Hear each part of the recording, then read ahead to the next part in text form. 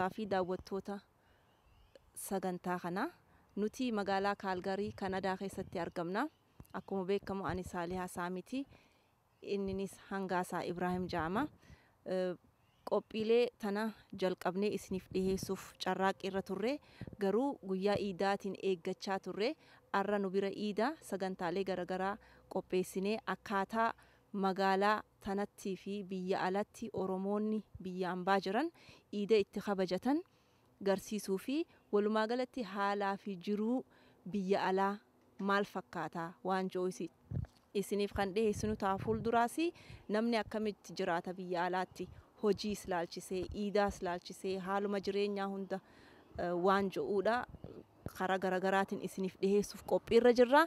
Arraan tana iidaan jalqabne maqaan showii keenya GRTV jedhama or GR show jedhama. Showiin kuni kan eegalee arraa garuu bal'inaan haala addaatiin isiniif qopheessuuf carraaqqiirra jirra.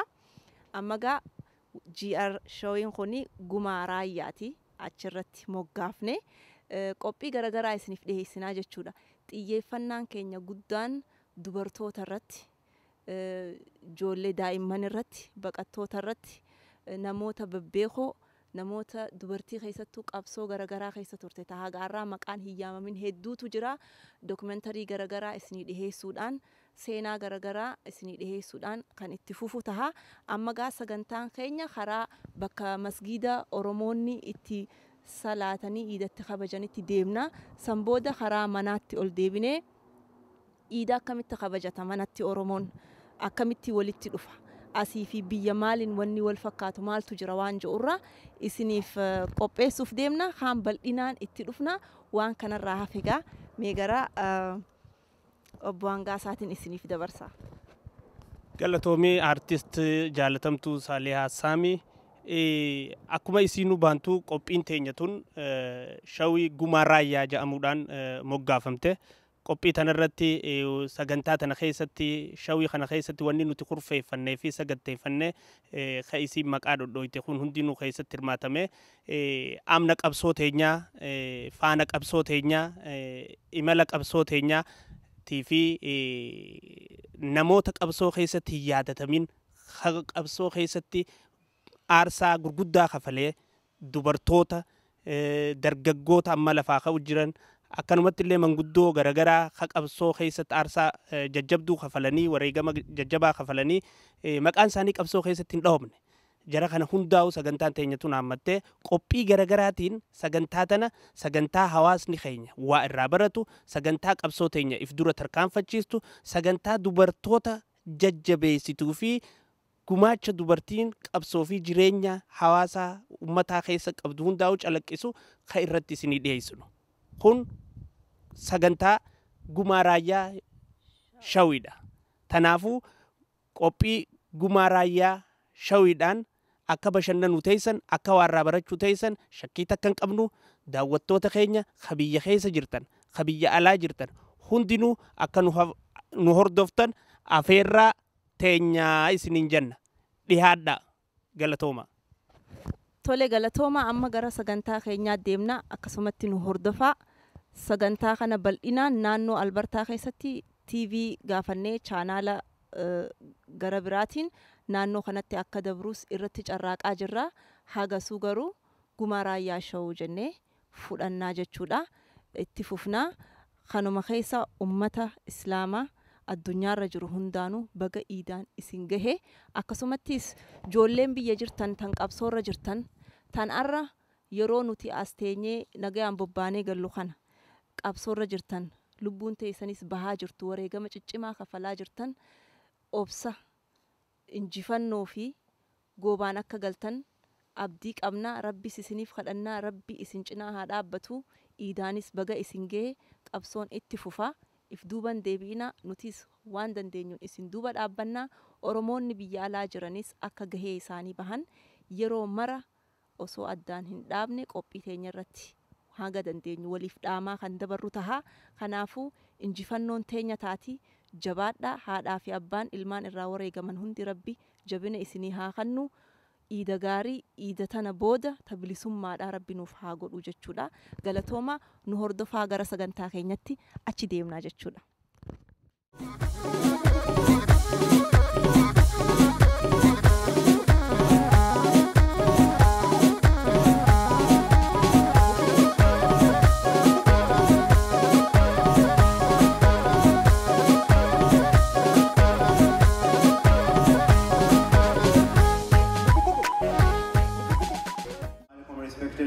Sisters and brothers, أسأل الله أن يتقبل صيامكم وطاعاتكم أجمعين. On behalf of the MCFC, we're very pleased to welcome between 15 to 20,000 of you, sisters and brothers, at your Akram Jumu'ah Center. Allahu Akbar. We ask Allah subhanahu wa ta'ala to accept your fasting, prayers, and all your good deeds. Ya Rabbi. Assalamualaikum warahmatullahi wabarakatuh. Haji Abdurrahman. Baga Rabbiin iidara soomanaatiin nagaan siin gahee siin jenna. Waalaikum salam warahmatullahi wabarakatuh. Isinilleen baga walumaanuu nuun gahee Rabbi nurraa qeebaluun isin jaa. Iiddi Ramadaanni keessa dabarre kun Ramadaana yeroon isaa dheeraati samaraa oowwaa jira yeroon za'a 18 fi kanaa oli akkami iiddi Ramadaana sana akkamitti dabarsitan? Ramadaanni Rabbii keenya yoo taate inshaallah Rabbiin gaa subhaanahu wa ta'ala namni nyaataaf hin soomanu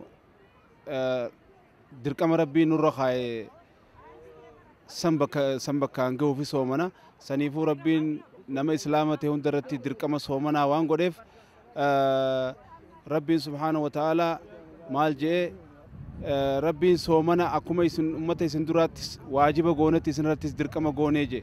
Saniifuu nutis islaama waan taaneef waan nabiyyoonni nu duraa dalagaa turaniif waan ammallee nabiyyiin keenya alayhi salaatu salaamii dalagaa ture karaa isaa waan qabannuuf dalaguun nurra dirqama jechuu garaa fi miti nyaataa fi miti jechuu dirqama nurra kaa'ame gaggeessine waan saa 24 illee yoo ta'e gaduma geessine inshaallah namuutu Rabbiin waan dalage nurraa qeebaluun jaa. Galatoomii Haji Abdurrahman guyyaa arraatoo iida kanaan Rabbiin baga nagaan isiin gahee iida kana akkamiin ilaalta? Iiddi kun iida gammachuuti iida namni waan dalage oomishatu.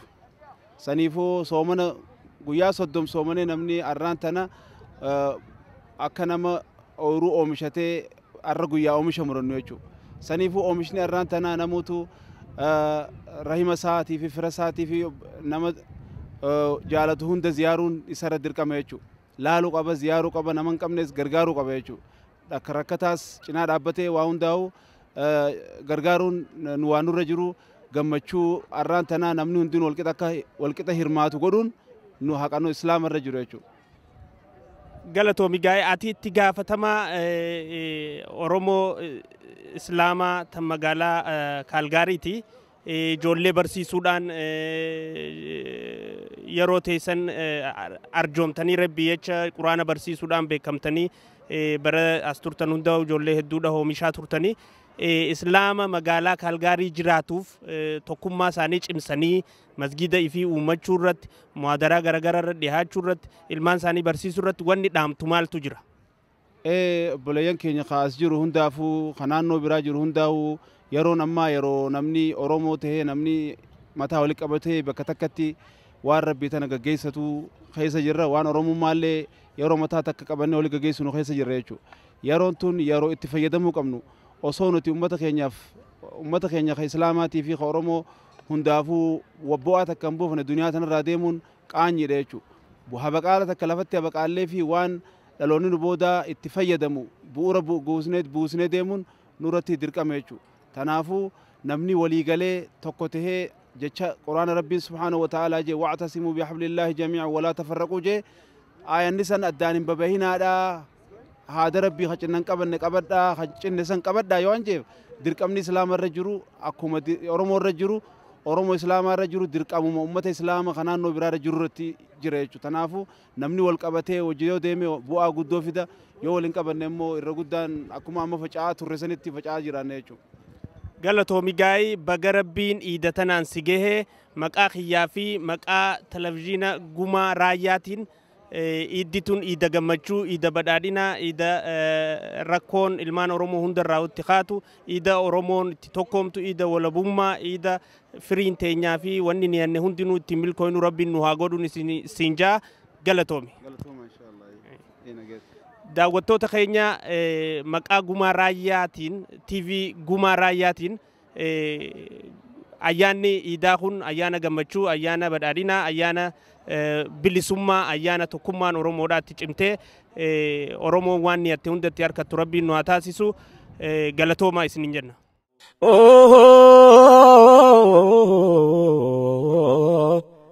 يا أمة أمنتي فدك سجرتني إن كيست أمن يا فانكو كان ركسني إسلام ندرك بجمر كمنتي كسني ناموسانو برسيسي أكو ركسني أمة إسلام أولين جرات ركسني أدون واتكسني كان جبا كنيا سوى مولاه ربي شريكا أنكم لسلاه Yeroo ko gabaabandaan dirqamee tanna badde Rabbiin ko na gargaaraan ergaa siniin gaadhe waan inni na mirgeesseen gaggabaabsee dammadde hammaaf yaada ko gara xumuraatti dhiyaadhe khayrii hawaasa keenya waa xiqqoo si dubbadhe maayyeerra taasifadhe namoo akkana dhaga'u ومولاه ربي شريكا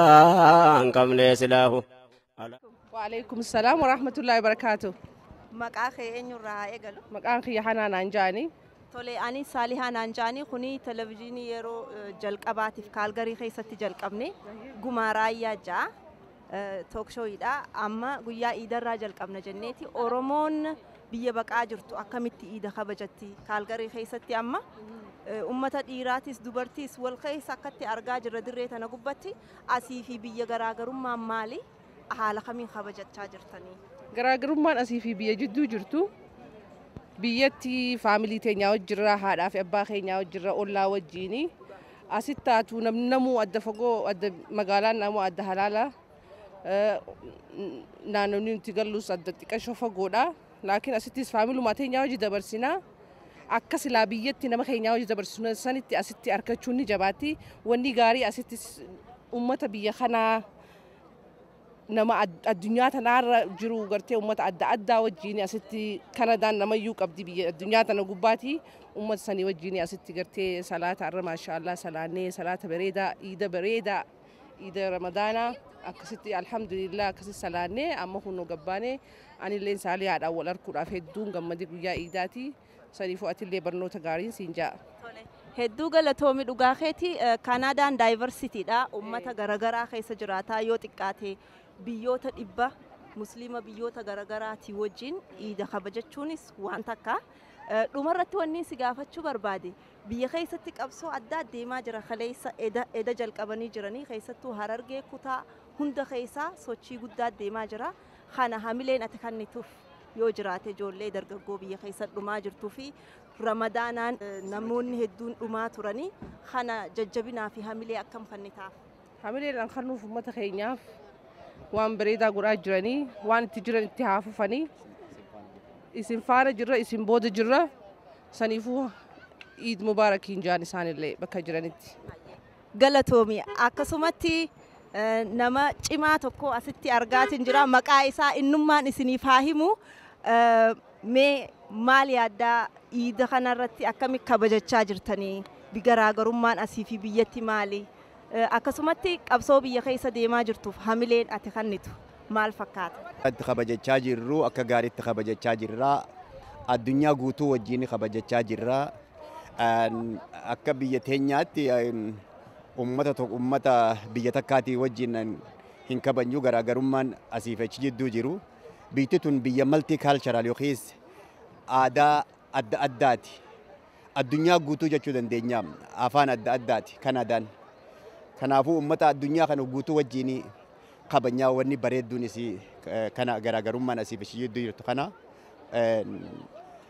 gara biraatiin wanni na gaafatte biyya keessaa haala biyya keessaa garaan nu dhukkubaa jira halkanii guyyaa hirriba hin qabnu gochaa mootummaa wayyaanee uummata keenya irratti godhaa jirtu. Kanaafuu uummata biyya keessa jiruun isin wajjin jirraa, dhiiga keessan dhiigaa jirraa, qaamaanillee dhiiguban keessaan dhiigaa jirraa, miidhaa teessan miidhamaa jirraa. Kanaafuu uummanni tokko addunyaa eeggachuu osoo hin ta'in mirga isaatii fi haqa isaa qabeenya isaa deeffachuudhaaf waan dhabe deeffachuudhaaf ifii isaatii fi qabsoo godhatee deeffata. Addunyaa tana guutuu irratti namni tokko mirga isaatiif yoo dhaabbanne namni tokko illee akkasii dhaabbantu jiru. Itti fufaa isin faana jirra, isin faana jirra, itti fufaadha. Addunyaa tanarra namni hogguma takka jiraata. Du'a sodaaf yookiis du'a sodaadhaaf jecha namni ilmi namaa qabeenya isaatii fi mirga isaa hin dhiisu. Kanaafuu itti fufaa isin faana jirraa, ni bilisoomnaa, itti fufaa. Mootummaan wayyaaneedhaa gaggara galtee jirti, hallayyaarraa gad darbaan ija.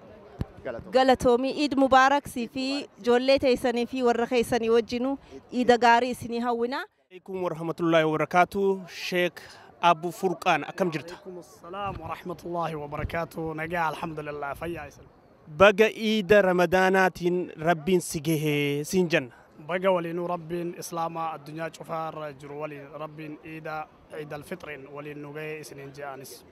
Soomanni baranaa biyya tana keessatti keessaa'u lafa Kaanaadaa tana keessatti yeroon isaa dheertu wayitii oowwaadha lafti dheebuudhaan za'aa dheertu soomanuudhaan beekama. Soomanni akkamitti dabarsite? Masha Allah hedduu haala bareedan dabarsee soomanni biyya kana haa dheeratu malee gartee ganaa hedduu namatti tolaa, hedduu laafaadha, hedduu nama gammachiisa. Osuma hin beekne keessattuu bara gaddallee magaalaa Kaalgaarii keessatti soomanee ture. Soomni kun immoo anaaf kalammataati. Bara hin gaddaatirra baran hedduu natti tole, hedduu gammachuun dabarsine jechuudha. Wanna ulfaatu takka illee hin garre. Gaarii alhamdulillah egaa soomana finnee kunoo iidaan geenyee jirra. Iiddi biyya keessatti maatiidhaa fi alii wajji kabajnuu fi iiddi biyya tana keessatti biyya ambaa keessatti kabajnu akkamiin ilaalta? Garaagarummaan isaan qabanoo maali? Iiddi biyyatti haadha fi abbaa maatii waliin ati dabarsitu hedduu namatti tolaa, hedduu nama gammachiisaa. Haadhaaf abbaa kan kee kaddamtaa, haadhaaf abbaa kan kee bira dhaabbattaa. Hedduu bifa adda addaatiin karama tokkoon dabarsite jechuudha. Haa ta'u garaagarummaan inni biyyaatii fi biyya kana jiru ammoo waa si barsiisa. Maal si barsiisa? Iida biyyaa yoo ahalii keetii fi rahima kee hojjetii fi islaama naannoo sanii waliin dabarsite, iida gartee kana biyya ambaa keessatti dabarsitu kana iida obboleeyyan akhiraa ka biyya adda addaatirraa dhufan, ka addunyaa kanarraa ka gartee kana bakkuma adda addaatirraa dhufan kana waliin dabarsite jechuudha. Isaanirrallee wanna barattu jira, atillee wanta isaanii barsiistutu jira. Islaamummaa yookaan obboleeyyummaan akhiraa hagam akka gartee kana gammachuu of keessaa qabdu si garsiisa. Garaagarummaan isaa kana jechuudha. Galatoomi gaa'ii islaamni biyya as jiru keessaa'u Oromoon islaamaa kan magaalaa Kaalgaarii kana keessatti argamtu walitti dhufeenyaan ilmaan barsiifachuun ni beekama. Masgiidaa fi bakka itti salaatan kan Oromoo ifiifillee qopheeffachuudhaaf yaadni jiraachuun ni beekama. Dhaamsi islaama Kaalgaarii jiruuf Oromoo islaamaa tan Kaalgaarii jirtuuf tokkummaa isaanii jabeeffachuu irratti wal jala yaa'uu danda'uu irratti dhaamtu maali? Dhaamsi ani dhaamu warra Kaalgaarii keessattuu jiruuf dhaamsa tokkummaa, dhaamsa jaalalaa ragaa kanaaf kanuu ta'uu danda'u. Uummanni har'a gartee kana bakki nuti har'a itti salaanne kuni masjida Akram Jum'aa jedhama. Warri kun saba hundaa ka bifa adda addaa ka amala adda addaa qabatee baatee dandahee har'a gartee kana nu salaachisanii bifa bareedduun nu galchan jechuudha. Ka naannummaa hin filanne, ka gasummaa hin filanne, ka biyyummaa hin filanne, ka waan adda addaa hin filanne jechaadha. Ka afaan isaanii hundi isaanii afaan adda addaa jechaadha. Nuti ammoo ilmaan Oromoo ka afaan tokko dubbannu, ka gosa tokko ka dhalootaan bakka takka, ka gosaan bakka takka, ka aadaan waan tokko waliigallee isaan kana fakkeenya godhannee isaan laallee akka isaan gartee kana addunyaa danda'anitti of bira dabarree addunyaa danda'uuf itti hamilfatuu qabna, itti yaaduu qabna, itti wal jajjabeessuu qabna, walii yaaduu qabna, wal duuba du'aa'ii walii godhuu qabna. tarii namoonni tokko tokko waan adda addaati yoo obboleessa kee tokko dhufee ka waan hammeenyaa isaa sitti dubbatu taate obboleessa kee san hojii hamatu osoo hin taane gorsuu qabda. Karaa rabbiitti deebisuu qabda. Karaa jaalalaa gartee gara himuufi qabda. Biyya kanatti nuti abballeen haatillee firrillee gostillee obboleeyyummaa islaamaa tana jechuudha. Biyya kanatti namni hundinuu islaamummaadhaan wal qabatee akkuma rabbiinuu quraana keessatti dubbatu innamal mu'minuuna ikhwaa warri rabbitti amane obboleeyyanii ka jedhesan gartee kana itti dalaguu qabna, ittillee hubatuu qabna, ittillee beeksisuu qabna, addunyaallee fakkeenya ta'uu qabna jedheet yaada. Galatoomii gama biraatiin gaa haala biyya keessatti deemaa jiru jira. Iida kanaan wal qabatee rakkoolee takka biyya keessatti deemuu jirtu jira. Isii saniifoo wanni dhaamtuu walumaa galattuu dhaamsi ati qabdu yoo jiraate. Ka biyya hedduu nama yaachisaa maaliif jennaani obboleeyyan keenya yoo tarii akka komitoota islaamummaadha Finfinnee irraa kaasii haga magaalaa Itoophiyaa Oromiyaa guutuu keessa jirutti islaama hedduu dararanii jiran. Islaama sanillee wanni ani gartee kana irraa dubbadhu nasrii ofii rabbiin nu haa fidu. Obboleeyyan keenya ka hidhaa keessa jiran sanillee rabbiin nu haa baasu. Warra biyyaatillee ammoo wanni gartee kana nu jajjabeessuu qabu ilmaan keenya diin barsiisudha. Quraana hafasiisuu, quraana qaraasisuu, hadiisa barsiisuu. Le'annuu namni barate jijjiirama hedduu waan fiduu danda'uuf diin irratti jabaadhaa halkanii guyyaa karaa rabbiititti du'aayin jabaadhaa wal jajjabeessaa jedhee dhaamsaa isinii dabarsa jechuudha inshallah. Sheekh Abu Furqaan maqaa TV Gumaa Gaayyaatiin Gumaa Raayyaatiin galatoomii isin jenna. Anillee isin galatoomfadha. Galatoomii hayyee. لقاه ومولاه ربي شريكا قبل سلاه الحمد لله جنة قالني كربيتي كولتين ويدف نيودين إسلامات أبولي وناخرا كنيرا كان دبرتي يا كان هرنجرين يا ففقسي ولتي زبنا ما كيسا كما في كمانته أكما غريا غري كان دغها جرتي مي جولين هو بيتنتي قدتي مال جتي. Do you speak Afan Oromo or Eid Mubarak? Makan خينيو حنان Hanan umrin temeka سجل Calgary dalatte Canada dalatte wow Afan Oromo akkamitti barte هذا في أبا هي بتنرى du cimtuudha jabaadhu ijoollee hiriyoota keetii hunda akkanatti jajjabeessi barsiisi sin beekaa akka cimtuu taate ummataaf akka dubbattuuf hin si gaafadhe malee jabaadhu mee aarra maaliif as dhuftee maal godhuuf dhuftee masgida إذا في أن قمت إذا iida akkamitti kabajjee بردا salaattee du'aa goote nice galatoomi tole waan jettu waan takka waa'ee iidaa laalchise maqaan kee eenyu dura maqaa kiyya Leensaa Naasir Naanjaan biyya kana turte amma amata lama eegaan dhufe maashaallah iid mubaarak siin jenne akkami faamilii tee warra keessanii wajjin as jirta moo faamilii kiyyaa wajjin as jiran gammaddee iida akkamitti kabajje gammanni akka bareedaadha hedduu takka nama gammachiisaanii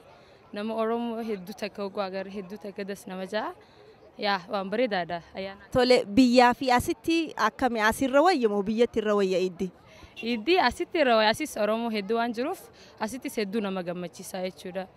Tole gaafii takkan si gaafadhaati dargaggoodha yaangiidha biyya keessatti amma ijoolleen qeerroo dargaggoota sirra xixiqqoo fi hiriyaa keetii wareegamaa jiran du'aa jiranii erga dhuftees amata lama mee maal jettaan ijoollee akkasitti dhumaa jirtuu fi haadha isaanii abbaa isaaniitiin hunda isaaniitu hamilee akkam kannitaaf qabsoo tanaaf. Yoo rabbi jee inshallah jechuun numa bilisoomna na akka isaan imaana sabrii isaaniif haa kennu akka jajjabaatanii nuti illee bika jirru kanatti ni jajjabeessinaa andan harka keenyallee ol qabannee isaan bira cinaa jirra jeetiin yaada jechuudha. Tole kanaafuu if duuban deebinaa qabsootti fufaa. If duuba hin deebinaa qabsootti haa fufan nuti illee akkasumatti qabsootti fufnaa. Galatomi, Eid Mubarak. Galani khembedin waalin. Do you speak Afan Oromo? No, not that much. Okay, you speak English, right? Of course. What's your name? Merkani. Mirkani, right? Is that your mom and your dad? I just spoke to them right now, eh? Yeah. How did you celebrate Eid today? We are gonna go out as a whole family with friends and family, and we just came to the mosque for now, but now we're gonna go out as a whole family. too. Nice. Have you been to Oromia before? No. Magaalaa Itoophiyaa, Oromiyaa guutuu keessa jirutti Islaama hedduu dararanii jiran. Islaama sanillee wanni ani gartee kana irraa dubbadhu nasrii ofii Rabbiin nu haa fidu. Obboleeyyan keenya hidhaa keessa jiran sanillee Rabbiin nu haa baasu. Warra biyyaatillee ammoo wanni gartee kana nu jajjabeessuu qabu ilmaan keenya diin barsiisudha. Quraana hafasiisuu, Quraana qaraasisuu, hadiisa barsiisudha. Li'aannahu namni barate jijjiirama hedduu waan fiduu danda'uuf diin irratti jabaadhaa halkanii guyyaa karaa rabbiititti du'aayin jabaadhaa wal jajjabeessaa jedhee dhaamsaa isinii dabarsa jechuudha inshallah. Sheekh Abu Furqaan maqaa TV gumaa raayyaatiin galatoomii siin jenna. Anillee isin galatoomfadha. Galatoomi. Ayyee. Assalamu alaikum. Waalaikum salaam wa rahmatullahi wa barakatuh. Tole Eid Mubarak jeetiin eegala maqaan keenyu. Maqaan kee Birra Ahmadi. Anillee biyya galamsootiin daladhee an Kaalgaariin jira Kanadaa yaante. Turtee eega Kanadaa dhufte. Anillee turre amata sadiifin deema akkas. Tole arra maaliif as dhufte? Eid Mubarak tinja first of all, and the second nuti wata gorutin jiru asi hafanu mana so male rabbin isin agargaru hanga denyulle isin gargarra akkasuma njufa. Tole amma ati dargaggeessa ijoollee akka keetii qeeroon biyya keessatti lolarra jirti. Amma ji'a torbaffaa bira kutee jira du'aa jiran ijoollee xixiqqoon du'aa jirti. Nuti asitti agaaziin nurra hin jirtu namni nu dhahaa jiru hin jiru. Nagayaan bobbaanee gallee iidallee iidaa jirra. Mee ijoollee hiriyoota kee biyyatti dhumaa jiran fakkeenyaaf eda biyya guutuu keessaa fincila haareetti kaasanii kan nuti iiduu jirru isaan iidaan osoo nyaatallee hin nyaatin fincilarra jiranii jechuudha sa'aatan nama hedduu du'aa jira. Isaanii maal jetta asillee yoo jiraatte hamilee akkam kan nitaa fi qabsoon itti haafuftuuf duuban deebinaa jettaa moo midhaamsa kee maali isaaniif? Waan first joo yaabo jabaadha akkasuma jaa akka kara biraatiin immoo nuti asiillee hanga deemtullee asiin sin gargaarra hanga deessanillee isinillee jabaadhaadha. Oromollee ni bilisoomti arrallee mitillee yoo ta'anillee burullee inshaallah ni bilisoomna akkasuma joofadha. Galatoomii iida gaarii siif haa ta'u. Walamaanuu. Ulfaadhu ayyee. Assalaamu alaikum Bishaar maqaa kee gaansi gaafachuu ni beeka maqaa keetii mee atillee uummataaf ifibsi eenyuti? وعليكم السلام ورحمة الله وبركاته أنني برسيسة بشار نانجر نمني هدون إرقدام برسيسة بشار النبي خاتي خبياتي خلاي ربي تسقاسي برسيسة بشار النبي خاني مكان كي أما أوفيشلي خماوتم خنادا بربي كمي خليف علي نانجي أني عدي سالياتية. Tole baga iidaan sigee jecha mee arra maaliif as dhufte gaa masgiida jirra arra guyyaan guyyaa iidaati haala kamiin kabajachaa jirta? قال تومي عيد مبارك عيد مبارك عيد مبارك كن جلاتي الله أكبر الله أكبر الله أكبر سومن قاويا صدما سومن قويا صدما خسومن قويا ما يخنو سومن خليسا أر قويا جبان أمان تسومن خنيجي سومن بودا قويا إيدا خنقرت أكا شيء كل الناس حديث كين كيسات لقي نستي قويا إيدا خملكان قبوتي نمني دل ولك أبا مخم مالي يقول ربين قدان سان كافتو قولوا أكاسي وني سان سر بربادن جنة هنكي سر بربادن يا الله إتكاسي ربين harga turati nu jirati she kunna kana nu himti tana wasilti warra wali qabamne guyya idul fitri khabaju fin salatu fin islamni dilli sawal arga dan kuni asib wala qabame yachu khiyya adiliya Tolega iida kana nuti gammadaa jirra bashannanaa jirra biyya keessa qoba qabda waan deemaa jiru ji'a torba dabree jira ijoolleen dargaggoota haati ilmoon hundi dhumaa jirti keessattuu guyyaa galgala eeda jechuu leeyli namni hedduun hin agarree rafaa ture yeroo san jalqabee jira fincilli guddaan Harargee guutuun kaatee ilaa Arsiitti Baaleetti walgahaa jira kutaa Oromiyaa hunda keessa kanaafuu nuti nyaannee dhuynee kaanee gammadaa jirra iida nyaata laaqanaa waan nyaatan nutti hin fakkaatu iida jennaan namni akkasuma gayyaa'ee fincila jira nama hedduutu dhumaa jira mee maal jettaan gaa nuti agaaziin nurra hin jirtu wayyaaneen nurra hin jirtu mee maal hamilee akkam kanninaaf haala kamiin gargaarra maal godhuufii dandeenya ijoollee dhumaa jirtu tana akkam jennaani maal yaanna kee maal isan irratti hedduu galatu baadii saaleetii dhuga baanta nu rabbi nu gole manta nami aske jiru ha baqatalleen kabitan ke jiru khabiyi dalufe nami hali wonni hamtum biyalle tin kun nami le hin jiru galata rabbi ammu rabbin san keessa nu baasi manta biya bilis qabdu biya demokrasi qabdu biya nami wan fir keessa taw keessa jiratu jirati wanni dhugumaa yoo nama tan isaadha jiranii qabsoo jiranii ammaan tan qabsoo ammaan tanaatiin maanguddoo bira kuttee attama ilma dhaloota ammaan tana kee jiran waan isaan irra gahaa jira kan miidhaa isaan irra gahaa jira kan tumamaa kan jiran saamamaa kan jiran hidhamaa kan jiran gartee hawaa hedduu irra gahaa jiranii hedduun irra dhagahama achi hin jirru isaan waliin qaamaan isaan waliin dhaabbanneeti waan san irraa wata kallee godhuuf hin dandeenyu haa ta'u malee ammoo qaamaa fi qalbiin arras boruu isaan wajjin jirraan jedha akkasumas ammoo wanni nan jedhu nu warri diiyaaspooraa kee jiru yoo dadhabnee wanni nu ijoollee tan cina dhaabbanne gargaaruun maallaqa kennaan kiis kee gasseenee hamila isaan saniif kennineetiin karaa kanaan gargaaruu jira dhuguma nu dhagahamte hedduu nu dhagahamti wanni ammaan tan deemaa jira kunini osoo akki jiran jiru akki jechaa nam dhibaa jetti oromoon tun oggumammaatu waa hedduus la kanami jedhu haammoo nama jechuu hin dandeenye jiraati ijoolleen tun dhumaa jirti isi ijoollee dhumaa jirti kan eenyu booda jira namni boodaan jira dhiiroo waraanni tokkummaa ijoollee tan gargaaraa jira ijoolleen tun qalaamaa lolaa jirti waraqaa lolaa dhiigi isaanii gannaqaa jirti ammoo akkasumas yoo waraanni duub isaan boodaan jiru kunis rakkina guddaa dhiiroo eenyu isaan duub kanaan jirenne guyyaa halkanii guyyaa waan kana uf gaafachuu jirra uf gaafachallee turre. haa ta'u ammoo wanni an jedhu hawaasni Oromoo habii ambakee jiran arras yoo qaamaan ijoollee san bir dhaabbachuu dadhabne wanni nu dandeenyu maallaqaanii cina dhaabbachuu ni dandeenya hamilee kennuu ni dandeenya kan nurraa du'e awwaalachuu ni dandeenya maallaqa kennaan kan dhukkubsate yaalachuu ni dandeenya kanaan cina dhaabbachuu dandeenyaati dhugumaa gadde hedduu nu dhaga'ama akkuma bashannanni iidaa mudawwaruufanneeti as keessa salaala kan jiru biyya mirgi qabaatanii akkas godha hin jirtanii garuu ammoo Oromoon ni bilisoomti guyyaa tokko diinni kun nurra buqaa akka nu amma teennee biyya mirgi qabde keessa gabbaanii alhamdulillah salaanneetiin bashannana jira kana Oromiyaa keessatti isa wajjiin guyyaa tokko ni bashannana jireetu man abdallaatti inshaallahu rabbiin isa wajjiin jira Oromoon isa wajjiin jirti jabaadha ilmaan teenna isa cina dhaabbanna abshiraan sanii jira Eid Mubarakin sanii jiraan jedhe. Hedduu galatoomi ibsa bal'aa nuu kennite kuni waan hedduu dhaamsa guddaa dhaamsa ciccimaadha keessattuu gaa biyya alaa jirraa biyya dimookiraasii qabdu jirraa akka jettetti dhuguma fakkeenya tokko yoon si kanne Minisootaa keessatti Oromoo Street jaameeti maqaaleen sanitti moggaafamee maqaa Oromootiin Oromoo Street jaa biyya ambaa keessatti biyya faranjii keessatti Oromiyaa guddittii keessatti immoo maqaa Oromiyaa ja'uu miti maquma Oromootu jijjiiraniiti Oromoo jechuun biyya itti yakkaa jechuudha. Oromoon yoo gabbaate bakka itti dhumtu bakka mirgi namaa ittiin eegamne jirra kanaafuu nutis baqannee as jirra rabbi nu haa bilisoomsu jenna hedduu galatoomi dhumarratti gaati nama kaalgarii keessa jiru. Dur hatiifi kan osoo hin dubbanne waan takkaanii xiqqoo tokko fedhaadde saaliyaati yagartee laali rakkinni ammaa tan biyyatti waan mirga san dhabu qofa osoo hin taatiin mirgi Oromoo eegi mirdhabdee turte.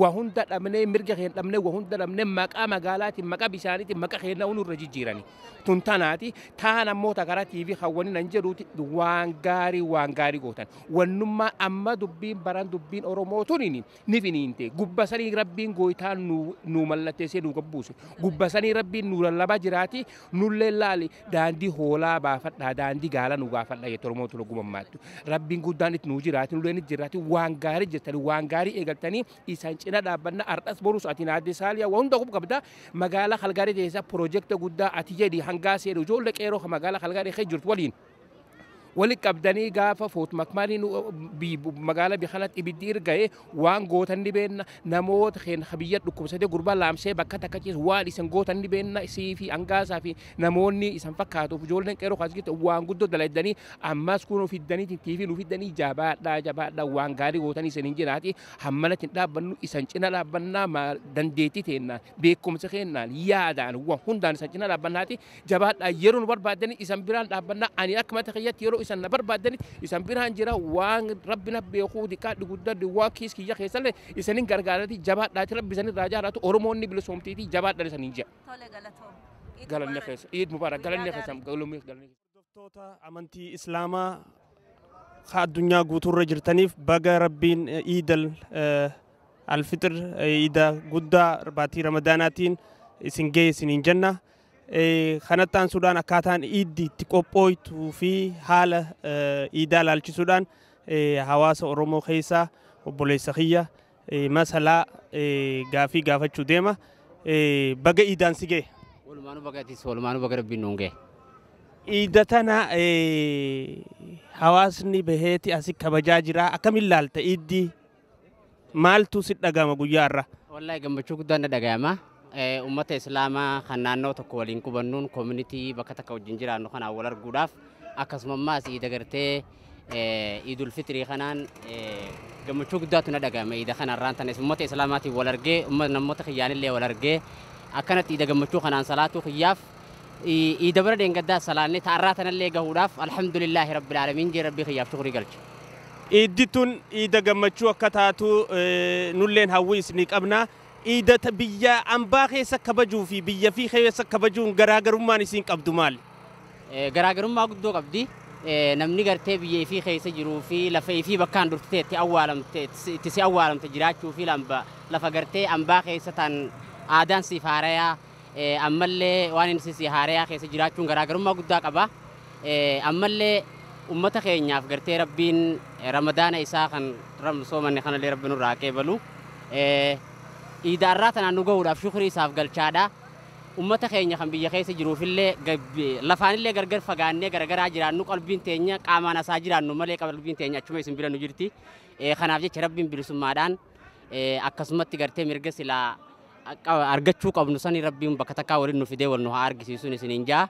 Warra baranaa kan bare hedduu warra amatuu soomannu warra amatuu iiduu warra amanni nyaatuu miti warra amata nyaatu rabbiin nu haa godhuun isiniin jaa. Galatoomii baga iidaan sigee iidal almubaarak sin jenna. Galatoomii. Toota keenya kan gumaa raayyaa shaw ammaan tana akkatti Oromoon mana isaanii mana jireenyaa keessatti itti ayyaana iidaa kanatti kabajuu isin garsiisuudhaa fi isin wal barsiisuudhaaf ammaan tana mana affeerramnetti yaa'aa jirra. Nu faana dhiyaadhaa nu hordofaa.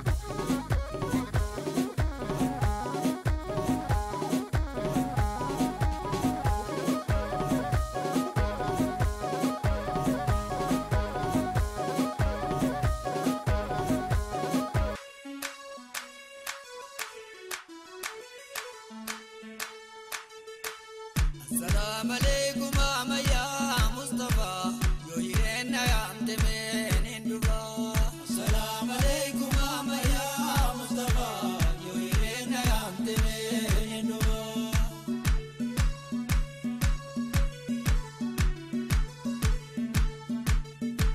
كل السجال لا غتيبا دتمون دداي دام سوانينا نسيمو سلام تنا جيزي تامو السلام عليكم يا مصطفى يوهين يا امتمين كل السجال لا غتيبا daawwattoota keenya amma gaa mana itti yaamamne dhufnee jirra. سلام تنا جيزي تامو كرمو يوهين يا امتمين السلام عليكم يا مصطفى يوهين يا امتمين يا حبيب الله غوثي يا عبدو يا غدنا قدايا دتي همتو يا غين دالتنا مسافكتو يوهين يا امتمين السلام عليكم يا مصطفى يوهين يا امتمين يا حبيب الله غوثي يا عبدو يا Hordoftoota sagantaa shawii gumaa raayyaa keessummaa har'aan tana affeeramtee mana kana keessatti iida kabajaa jirtu keessaa tokko obboleessa keenya Mahammad yookiin Jabuutii jedhaniini. Obbo Mahammad yookiin Jabuutii baga iida kanaan nagaan rabbi siin ga'e. Atilleen baga nagaan nu hundaa'u warra baranaa bareedduu baga waliin nu ga'e. ayyaana iidaa kana gaa biyya keessaa fi biyya alaatti gizee kabajamuu akkaataan itti kabajamuu wal dhaba. Kamiituu irra gaariidha maaliifoo? Karra gaariidha. Kanuma amma keessa jirru kana. Karra nuu caalaadha. Maaliif yoo ka'eetu taate keessa jirra. Godni kanuma keessa jiru ifaaf ka biyyaa sanis gaafa biyya jiru saniif nuuf bareedaadha. Haalaan. Ammoo osoo san caala osoo hin jenne nuuf jenne malee akka san caalullee ni beekna. Nuuf ammoo kanuma keessa jirru kanaatu irra nuuf bareedaadha. Namoonni tokko tokko aalii fiirraa fagaatanii biyya fiirraa fagaatanii qe'eetti guddatanirraa fagaatanii biyya ambaa keessatti hobxummaan kan nama dhagaamtu. Iida kabajuun hedduudha namatti ulfaatti ganamaa galgala asuma qalbiin jirra malee qaamaan as jirra malee qalbiin biyya jirraa ja'a. Ati akkamiin ilaalta dubbii tana? San dhugaadha. Yeroo hundaa'uu iida qofaa miti. Haala gartee deemte keessatti maaliif waan ijoollummaa waan yaadattuuf waan qe'ee saayibban kee hawaasa keessa turtee obboleeyyan kee hedduu waan yaadattu deebii aadaa keessa jirtu haalaa fi amala achitti wal barte san waa yaadatuuf halkanii guyyaa qalbiin tee guutuun achumarra rarraati. Kanaafuu akkuma cabanitti tokkolanii numa mudannee as jaalanna malee biyyuma jaalannaa jechaa jirta. Tun beekamaadhaan mire. Dhaamsa namoota biyya keessa jiranii fi biyya alaa jiraniif ka amantii islaamaa warra ayyaana kana kabajaa jiruuf wanni ati dhaamtu maali? Wanni an dhaamuuf warra gartee amata baatii tanallee gartee baatii ramadaanaa tana waan dalaganne hunda warra qeebalee ganaa amata dhuftuuf warra qophaa'oo deebii tan amma kutte tanallee warra gartee du'aa godhatee tan kutte san warra gartee khayri guutuu kutteen rabbi nu godhee tan ganaa dhuftullee warra saniin eegu rabbi nu haa godhu jeetiin dhaamsa dhaama deebiin mallee warreen gartee yeroo ammaa tana namoonni gartee obboleeyyan keenya kajoolleen xixiqqoon biyyattillee du'anii jiranii kadhumanii jira madaa'oo jira warra ilmaan gartee irraa dhumatanii jira akka gargaarsaan warreen keessaafuu ala jiran wal bira dhaabbatanii namoota karaa danda'ameen nama isaan beekaniin inaawaa gartee nama beeyna osoo hin ta'in namuma isaan beekanirraan yoo nama gartee gargaaran dhaamsa akka nama tokkotti dhaamsa dabarfadha. Gaarii dhagaa yeroo keessaa baatii ramadaanaa qofa osoo hin ta'in ji'oottan 8 dabreef biyya keessatti warraaqsi fincilli diddaa gabrummaadhaa dargaggootaan biyya keessatti gaggeeffamaa jira. Tanarratti namoota hedduu madaawee namoota hedduutu du'ee jira namoota hedduutu lafarraa buqqa'ee jira haadha hedduutu ilma dhabee jira haadha hedduutu abbaa manaa dhabee jira abbaa manaa kan dhabee jira duuba qabsoo tana keessatti ramadaana kana keessatti illee ijoollee kanuma duutee jira wanni dargaggoota biyya keessa jiraniif dhaamtu maali? Dargaggoota wanni inni dhaamuuf tokkoffaa warreen gartee karaa Suudaan kanaan karaa naannoo Arabaa kana gartee ifi karaa lafa bishaaniitiin deemanii bishaan kun hiraata kalluunaa ta'an deebii lafa biyyee gartee raasaa waan takka hin jirre kan gartee achi keessa dhumate uummata hawaasa kana gartee akka waan biraa dhabdan mancaa fudhattanii tokko ajjeeftanii yoo gartee kalluunni nyaachuurra isaan ajjeesanii takka duusan gartee saniitu irra caalaaf. Sani waniin keessaafuu hedduu dargaggootaaf dhaamu. Deebi'ee namoonni mallee ka gartee biyya keessa jiran waan takka kaanee biraa buqqaanee achiin duunaarra osuma achi jiranii namoonni achi jiran san nama isaan keessa jiru kamtuu shira dalagaa ni beekanii gargar adda baafatanii qulqulleeffatanii namticha san akka nama nagayaa ta'anii mataa irraa fuudhuu danda'u qabanii jira. Galatoomi iida gaariin si hawwaa iddituun ta gammachuu ta badhaadhinaa si haa taatu iida bilisummaan teenyatti argamtu haa taatu guddaa galatoomi. Daawwattoota keenya kan gumaa raayyaa shawiidhaa qophii teenya itti fufnaa nu faana tura. Bagaa iida sommanaatiin si gahe sii fi faamilii tee hundaa'u siin jedha. Adde Saaliyaa baga waliin nu gahee kan baranaa kabareedduutiin jedha. Tole mee biyyattillee anaafati naannoo takka by the way magaalaa takka magaalaa Asabooti jechuudha. Gaafa ati waraana turtee nin beeka gaafa ati marxoo uffattee akkasitti deemtu hedduudha beekamtaa jechuu biyya keessatti gootummaa keetiin mee eega biyyaa baate hagam takka amma? Amma gaa bara 1999 bahee arraan tanaa waggaa 18 akkasiin jira jechuudha. Eega Kanaadaa dhufte moo eega karaa? Magaalaa ergan biyyaa bahee 1999 bahee amma gaa waliigala bikka jiruu baqaatii fi biyya alaa tanaa keessa ammaan tanaa waggaa 10 fin deema Kanaadaa tanaa waliigala ammate waggaa 17 akkas gaheetiin jira. Saniifuu iida yeroo baay'ee asitti dabarsitee jirtaa jechuudha. Dhugaadhaa yeroo baay'een dabarsee garuu iddii biyya namaatii fi ta biyya teetii tokko miti. Akkuma cabanitti tokkolanii jetti gaa Oromooni. Akkuma gartee biyya jirruu tana fakkaanneetuma yeroo if duuba deebinee yaadannu nama keenya har'aan tana gartee haalli biyya teenya keessa jiruu fi haalli biyya namaa tana keessa hammaattu toltu garaan achumas jiraa jechuudha. Maaliifi dhugaadhaati dalagattee bilisummaa qabaattee jiruus fakkaatu ni jiraatta.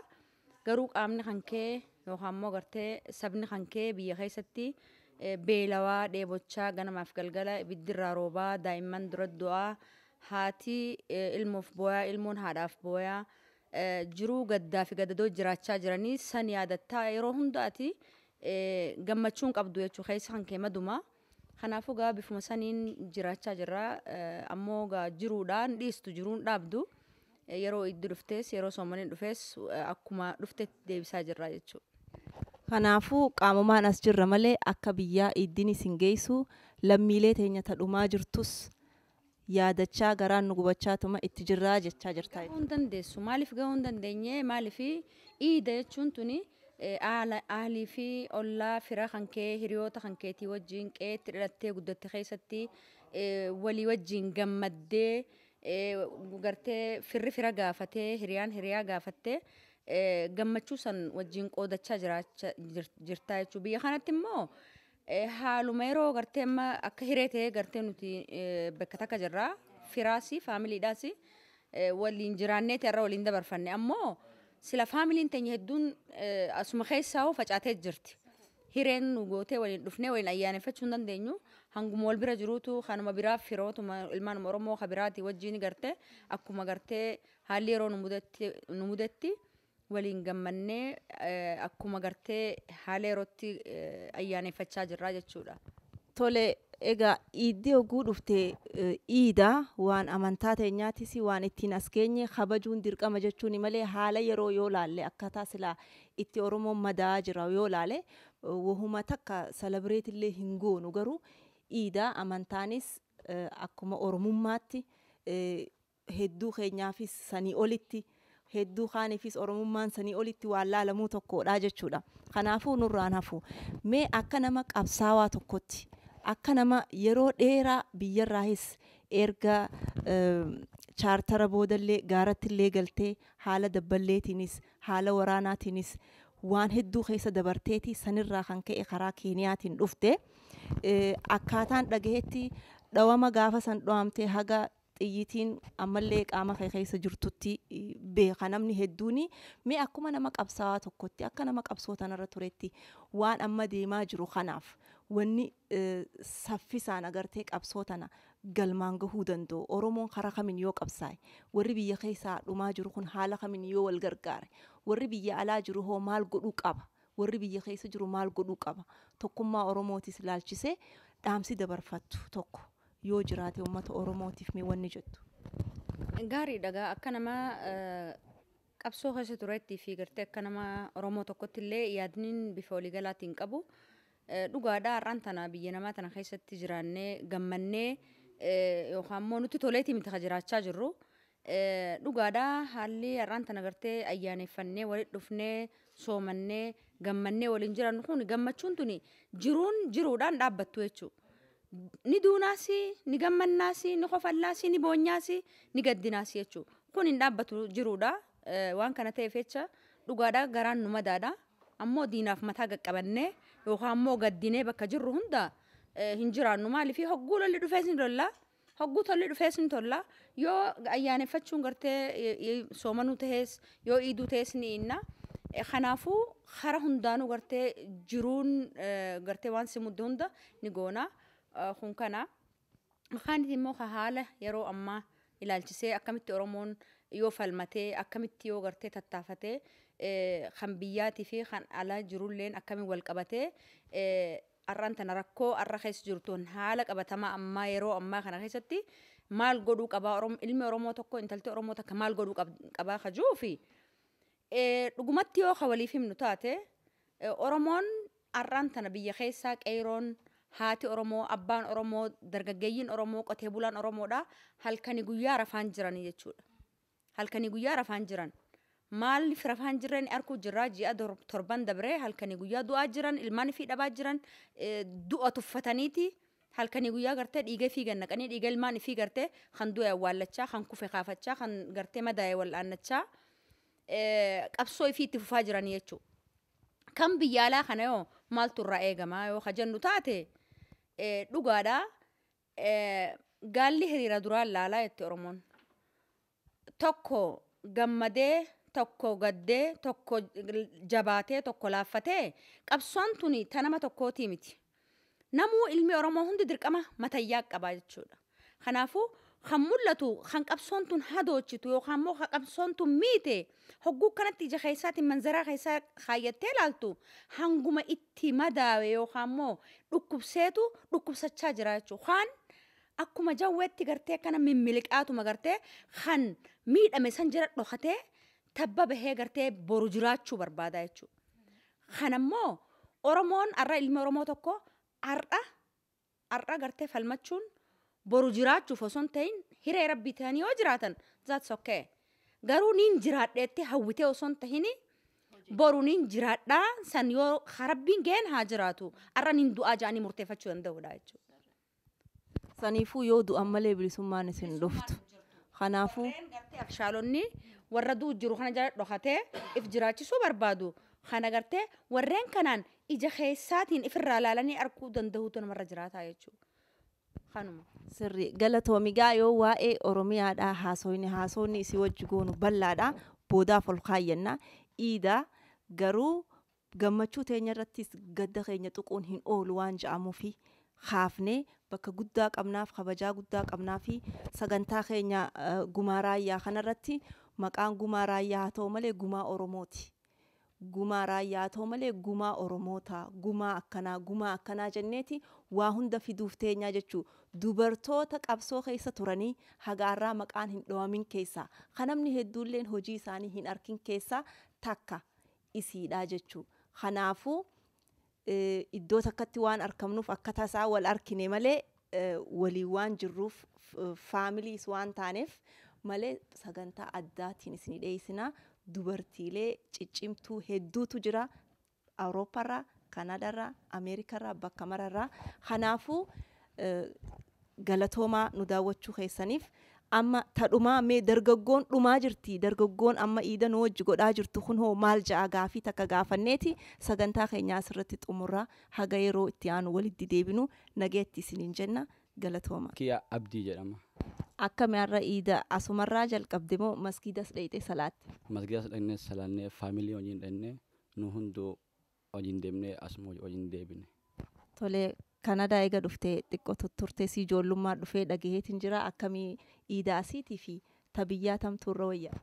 Iida asii homaan jedhu taachi bareedaadhaa faamilii jira warra akaakoo jira aayoo jira saniif yoo achitti bareedaa asii homaan jedhu xiqqoodha.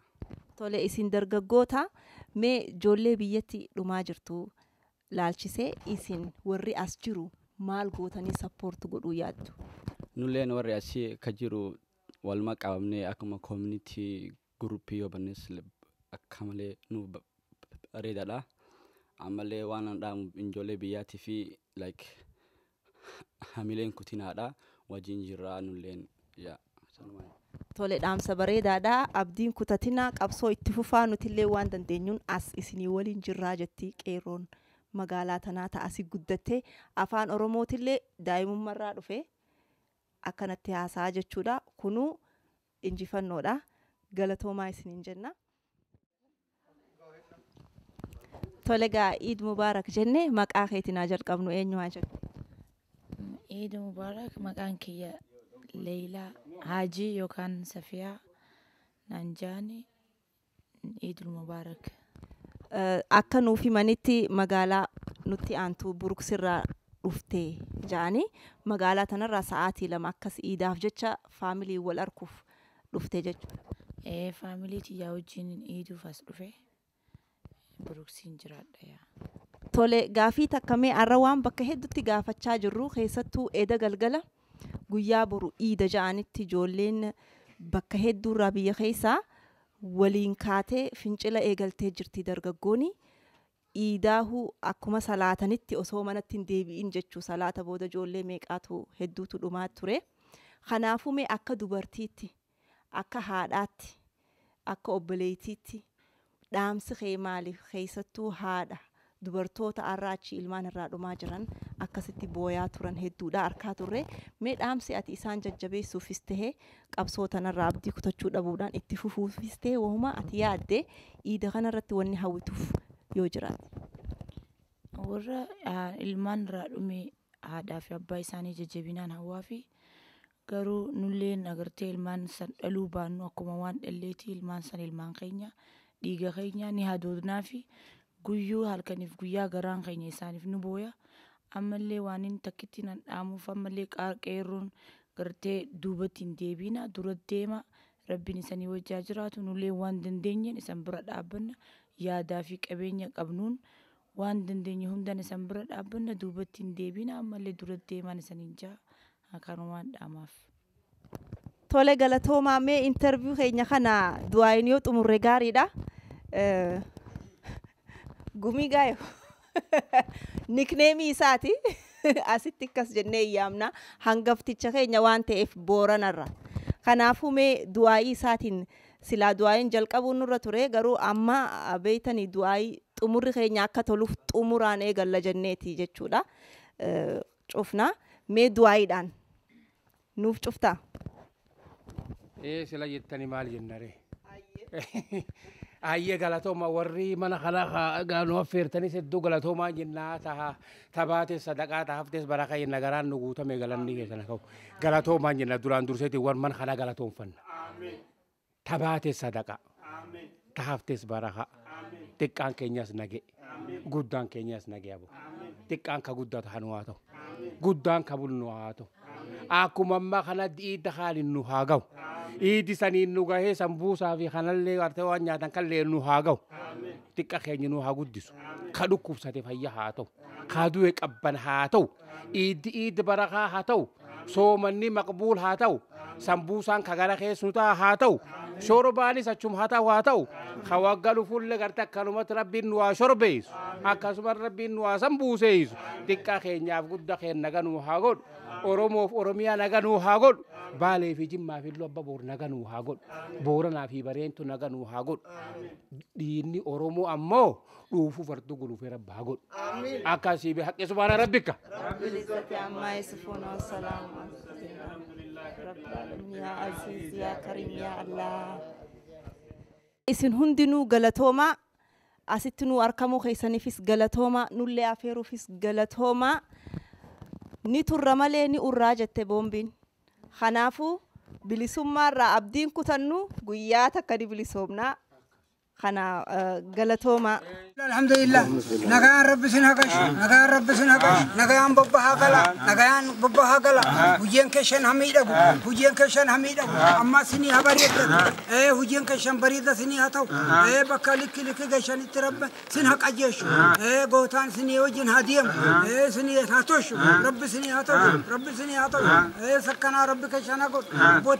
Abbooti keenya sini hadirmatan. Allahumma salli ala sayyidina بسم الله الحمد لله أما رب سني هاتوش كيش ربي هقول أما كان قجيش الرب سني أرمو جتني أرمشي هك أجيل متان صح هك أجيل اللهم صل على بسم الله الحمد لله أما شيخوني كني هك أجيلا شيخوتي كني هك أجيلا يودا شين أجيلا رحمة الروبا رحمة ربنا هك رحمة ربنا هك رحمة أنقلا سنيس أجيلا اللهم صل على الله الرحمن الرحيم بسم الله قل الله يا سني تبارك بسم الله وجهره بسم الله قرآني يا قويتاكم حديثي بسم الله يا سني بسم الله قل الله بسم الله سماني يا لك يا هاتو آمين أبو لك يا منتو لك يا متو بسم الله حجتي يا قويتاكم لك يا متي كان لك يشيسو أبتي كان قلت